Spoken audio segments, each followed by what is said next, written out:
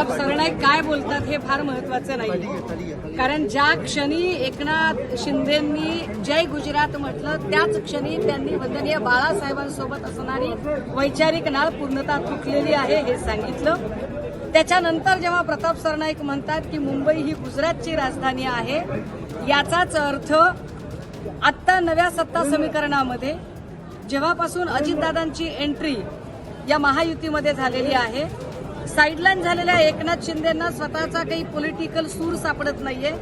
तो सूर शोधण्यासाठी जेवढे जमतील तेवढे दिल्लीश्वरांचे लांगुल चालन करण्याचा प्रयत्न एसएनसी गटाकडून चालू आहे.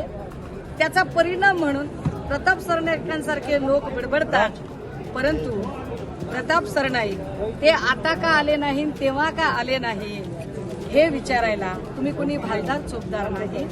तुमची जेवढी ऐपत आहे, जेवढा इसार घेतलाय तेवढंच नांगरायचं बघा.